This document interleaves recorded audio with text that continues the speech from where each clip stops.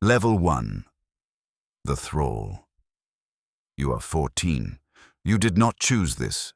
You were taken from a fishing village on the coast of Northumbria on a Tuesday morning in late August, 793 AD. The long ships came out of the fog before anyone had finished their prayers. You remember the sound before the sight. Oars cutting water, then the hulls grinding onto the shingle, then everything changed in the space of a breath.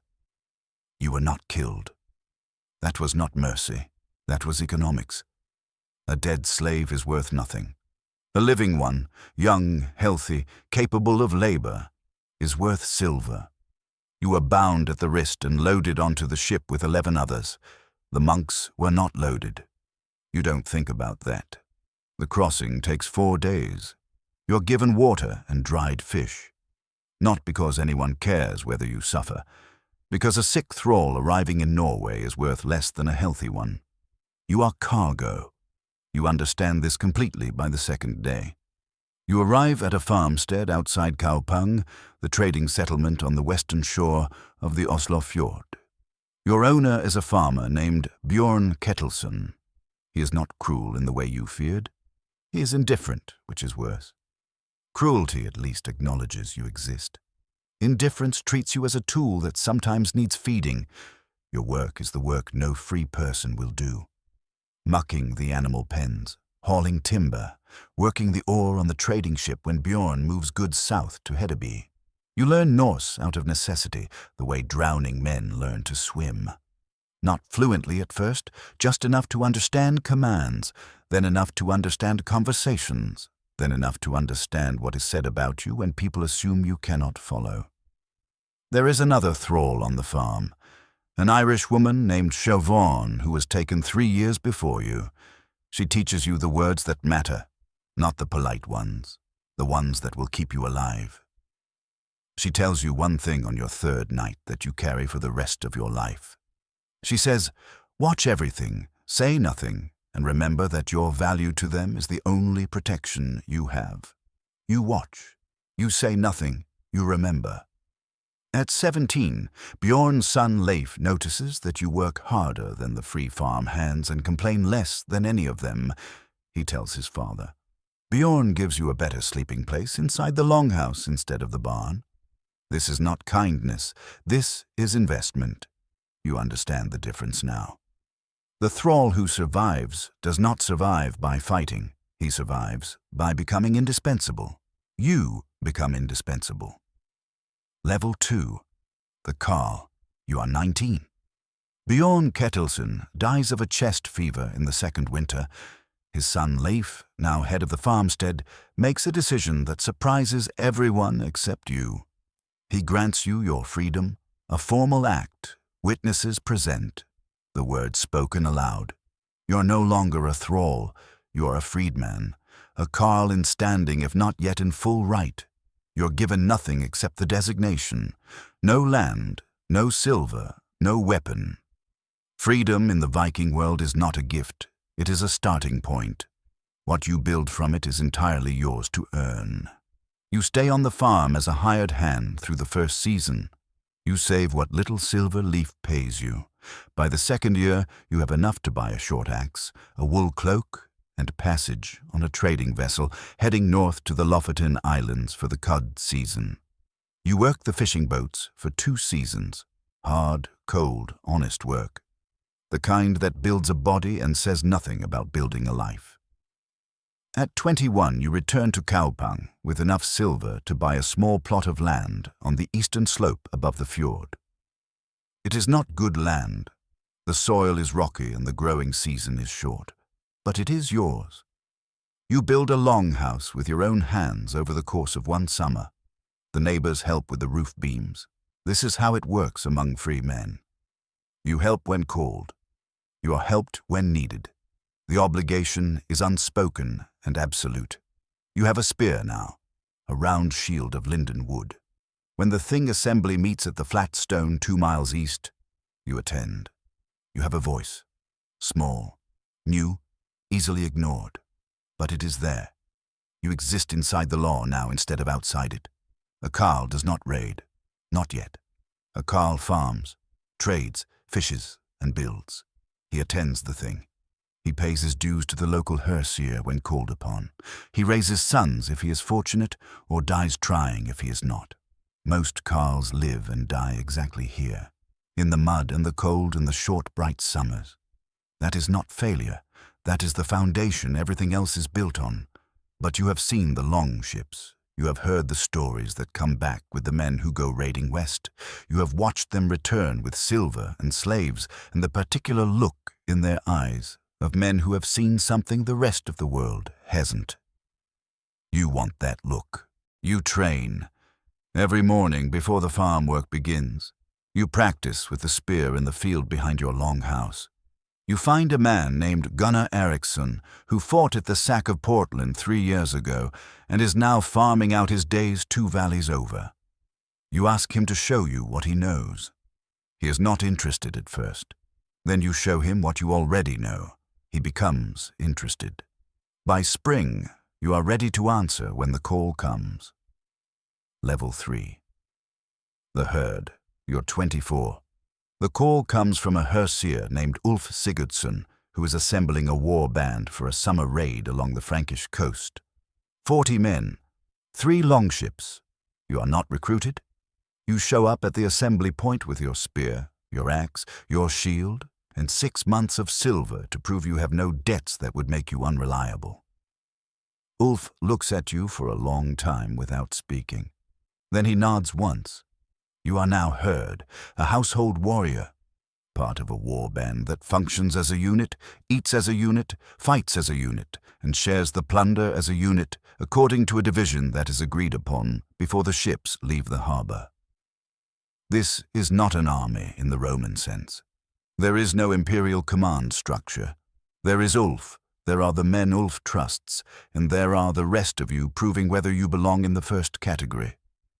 The crossing to the Frankish coast takes 8 days.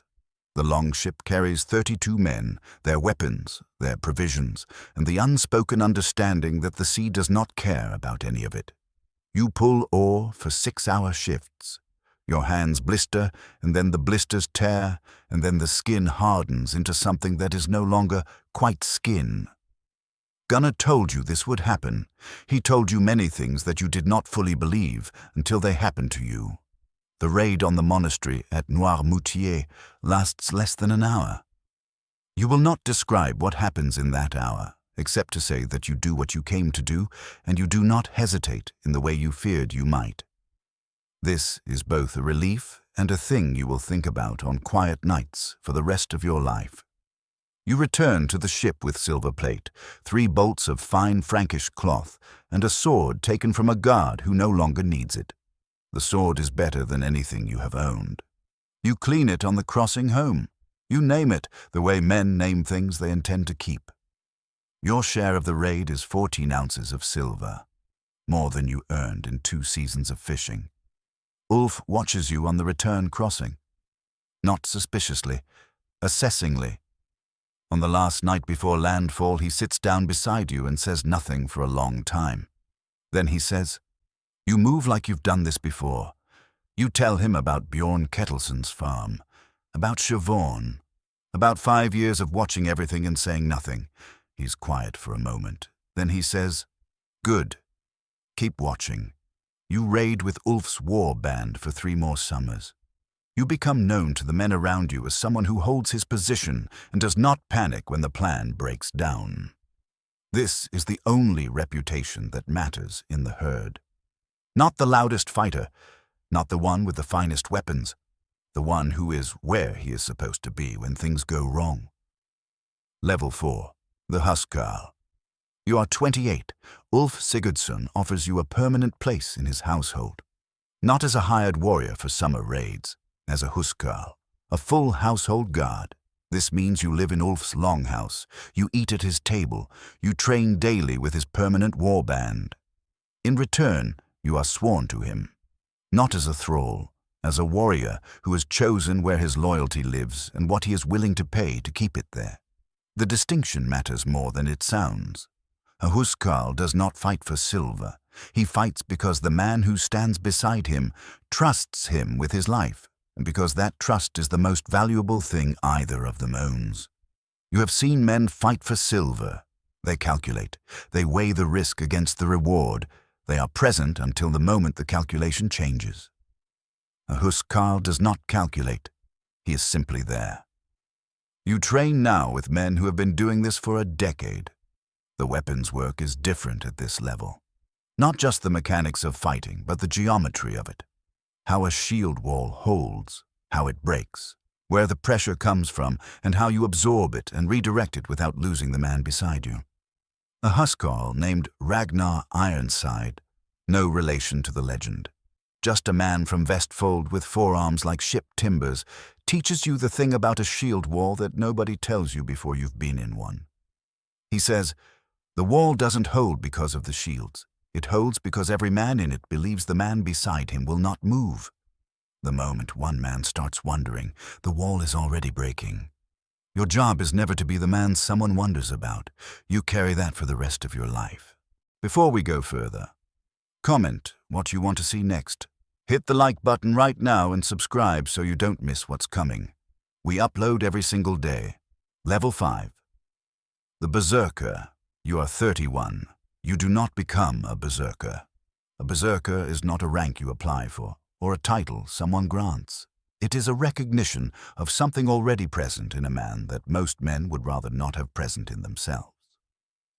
You have seen two in Ulf's war band. One is a man named Thorvald, who is completely unremarkable outside of battle. Quiet, patient, fond of carving small wooden figures in the evenings. In the shield wall, he transforms into something that the men around him give space to the way you give space to fire. Not because they fear him personally, because the thing that takes him over in the moment of combat does not distinguish between enemy and ally the way a thinking man does. The old accounts call it the Berserker gang, the bear shirt going. Some men wore bear or wolf pelts into battle. Some consumed preparations of henbane or fly-agaric mushroom that altered their perception of pain and danger. Some simply carried inside them a capacity for violence so total that it required only the right conditions to release. The Berserker is not an asset you deploy carefully. He is a weapon you point at a problem and step back from. He charges first. He hits the shield wall before it has fully formed. He creates the fracture that the men behind him pour through. He is terrifying to face and uncomfortable to stand beside. Thorvald lives to 44, which is unusual. Most berserkers don't. The thing that makes them extraordinary in battle also makes them very difficult to keep alive outside of it. Thorvald dies in his sleep during a winter fever. The men who knew him agree quietly that it was the most peaceful death he was ever going to get. You are not Thorvald. But you understand now that there are different kinds of courage. The kind that holds the line steadily is not lesser than the kind that breaks it spectacularly. You have held the line for 7 years. The men beside you know exactly what that is worth. Level 6. The Hersir. You are 35. Ulf Sigurdsson is killed at the Siege of Paris in 845 AD.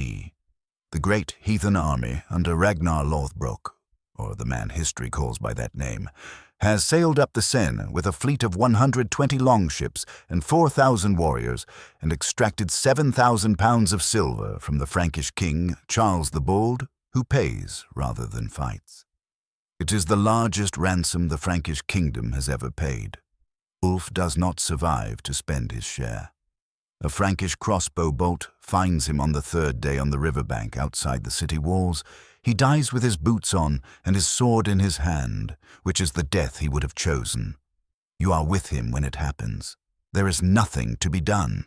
You do what needs doing, and you do not allow yourself to feel it until 3 days later on the return crossing when the ship is quiet, and the oars are shipped, and there is nothing to do but sit with it. You return to Kalpang with Ulf's war band and a decision to make. The men look to you now, not because anyone appointed you, because you have been the one making the decisions since the riverbank outside Paris, and the decisions have been correct, and men follow correct decisions the way water follows slope. You become a Hersir, a local military commander. You hold authority over your district. You owe military service to the Jarl above you. In return, you receive land rights, a portion of the tribute collected in your area, and the particular burden of being the person everyone looks at when something goes wrong. You assemble your own warband now. You choose carefully. Speed matters less than reliability. You have seen enough raids to know the difference. You look for the men who are calm in the debrief, not just bold in the attack. You think of Siobhan sometimes, the Irish woman from Bjorn's farm.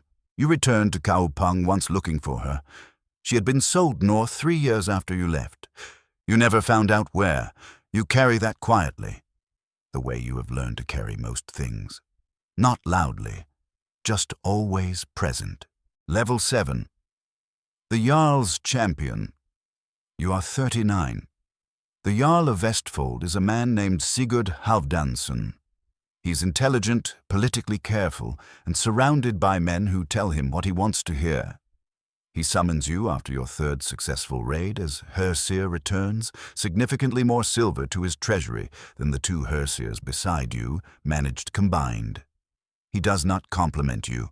He offers you a position as his personal champion, his best fighter, his representative in judicial combat, in councils of war, in the situations where a Jarl cannot personally raise a weapon but needs one raised with authority. The Jarl's champion carries the Jarl's reputation in his hands every time he steps forward. A loss is not just your loss. It is Sigurd's loss. You understand this completely before you say yes. You say yes. The sword you took at Noirmoutier 15 years ago is still with you. It is an Ulfberht. You did not know that when you took it. You learned it later from a trader in Hedeby who handled the blade and went quiet in the particular way experts go quiet when they encounter something exceptional. The Ulfberht swords were made with crucible steel imported from Central Asia through trade routes that ran through the Volga. The carbon content made them sharper, stronger, and more flexible than anything produced by European smelters of the period. In a world of iron swords that bend and chip, the Ulfberht does neither. You have never lost a fight carrying it. You are honest enough with yourself to know the sword is not responsible for that, but you are also honest enough to know it has not hurt. You fight 3 judicial combats in 5 years as Sigurd's champion. You win all 3. 2 of them are over quickly. One of them is not. A champion from a rival Jarl named Hakon the Black is the largest man you have fought in 30 years of fighting. The combat lasts longer than any fight you have been in since the shields were real and the stakes were final. You win. You do not discuss the details. Sigurd rewards you with additional land and a place at his high table that is 2 seats to his right. In the Viking world, this is a statement legible to everyone in the hall. You are 2 seats from the center of power. You have come from the shingle beach at Northumbria in chains. The distance between those 2 points is not a journey you could have planned. It is a series of decisions made one at a time in the dark with incomplete information. This, you think, is how all lives are built, the ones worth building anyway. Level 8, the Hersir commander. You are 43. Sigurd Halfdanson dies without a clear successor. His 2 sons contest the inheritance. The war band fractures along the fault line of the dispute. You have spent 30 years learning one thing with certainty. A fractured war band kills more of its own men than the enemy does. You back the younger son, Halfdan, not because he is the stronger claimant, but because he listens. The older son, Eric, is louder and more impressive in a hall and completely inflexible in a crisis. You have seen what inflexible commanders do in a crisis. You have buried the men who served them. Halfdan wins the succession after 2 seasons of political maneuvering and 1 brief, ugly armed confrontation that ends without a full battle. Because you position your warband between the 2 brothers at the moment it matters and make very clear through body language alone that whoever strikes first will not find the numbers in their favor. Nobody strikes. The confrontation ends. You have prevented a war with posture and timing. This is more difficult than winning one. Halfdan names you his senior military commander. Not Jarl. You do not want the administration. You want the fighting and the training and the decisions made in the field where decisions have weight. Halfdan understands this. He is a good Jarl partly because of this. He knows what he needs and he is honest about what he doesn't have. You lead 3 major campaigns in the next 6 years. The raid on the Irish coast that returns more silver than any single operation in Vestfold's history. The defense of the northern coast when a rival war band tests your perimeter and finds it considerably harder than expected. The river campaign up the Seine that you plan over the winter with the detail and patience of a man who has been on enough campaigns to know that what kills warriors is not the enemy. It is the river crossing at night with wet boots and bad information. You brief your Hersirs the same way every time. Tell me what you know, then tell me what you don't know, then tell me what you think. In that order. The men who cannot distinguish between those 3 categories are the ones who get people killed. Level 9. The Jarl. You are 48. Halfdan dies in a winter storm crossing back from a trading voyage to Dublin. The ship founders on the rocks south of the Orkney Islands. There are no survivors. You receive word by messenger on a grey March morning and you sit with it for an hour before you speak to anyone. Then you stand up and go to work. The Jarl's seat passes to you by acclamation of the Thing Assembly. Not because you wanted it, because you are the only person present whose judgment no one in the room is willing to argue with. This is how leadership works at a certain level. Not selection. Recognition. You are now Jarl of Vestfold. The administration is what you expected and worse. Disputes between KARLs over land boundaries. Tribute collection from the Hersirs in your district. Trade negotiations with the Danes to the south, who are testing the boundaries of their territory with the particular patience of men who intend to take something and are simply waiting for the right moment. You negotiate with them for 2 seasons. You make one concession on the southern trading route that costs you nothing important and makes them feel they have won something. They stop testing the boundary. The raven banner flies above your longhouse now, black on white, the symbol that in Viking tradition could only be carried by a jarl or above. According to the old accounts, a raven banner that moved in still air was an omen of victory. You do not believe in omens. You believe in preparation and timing and the quality of the men beside you. But you fly the banner anyway, because symbols matter to the men who fight under them, and the men who fight under them are the reason you are still alive to have an opinion about symbols. You lead one more major raid at 51, the assault on the Frankish coast that your war band has been planning for 2 years. 200 men, 8 longships. You take the coastal settlement at the mouth of the Loire with less resistance than expected and return to Vestfold with enough silver to fund a decade of infrastructure. Roads. A new harbour. A trading hall that brings merchants from as far as the Byzantine Empire. You sit at the high table that night and look down the length of the hall at 200 men eating and drinking and arguing and laughing. You think about a farmstead outside Kaupang, about a boy who arrived in chains and learned to watch everything and say nothing, about Gunnar Eriksson in his valley teaching you the spearwork before dawn, about Ulf dying on the riverbank outside Paris with his sword in his hand, about Siobhan, always about Siobhan. A jarl does not celebrate. He counts who didn't come home and makes sure their families are provided for, and carries the names quietly in the way that men carry things they cannot put down. 4 men did not come back from the Loire. You know all 4 names. You will know them until the last day you draw breath. Level 10. The Konungur. You are 56. You do not seek the kingship. It finds you the way most things at this level find you. Not through ambition, but through the slow accumulation of decisions made correctly over decades until the weight of your reputation becomes heavier than the resistance of anyone who might oppose you. The Thing Assembly of the Southern Districts meets at the great flat stone outside Tonsberg in the summer of your 56th year. 7 jarls, 40 Hersirs, 300 warriors. The question on the table is whether to unify the western coastal territories under a single command in response to the growing pressure from the Danish kingdom to the south. Harald Fairhair, the man history will remember as the first true king of Norway, is consolidating power to the north with a speed that makes inaction a form of surrender. The assembly debates for 2 days. On the third morning, you speak once.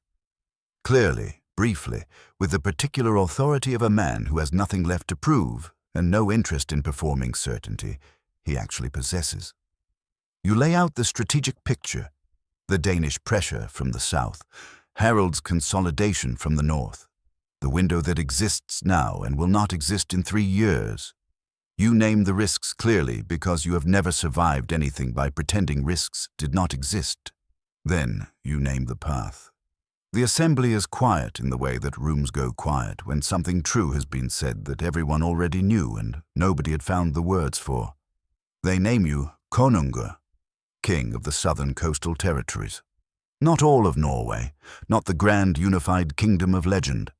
A real kingdom, imperfect, contested, requiring constant maintenance the way all real things do.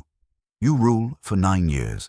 Your laws are fair and enforced equally because you remember what it cost to exist outside the law's protection. Your warriors are loyal because you have never asked them to go somewhere you were not willing to go first.